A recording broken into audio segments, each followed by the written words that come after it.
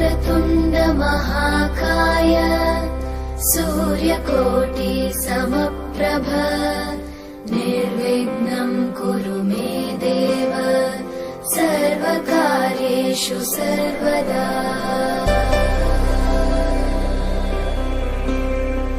वक्रतुण्ड महाकाय सूर्यकोटि समप्रभ निर्विघ्नं कुरु मे देव सर्वकार्येषु सर्वदा।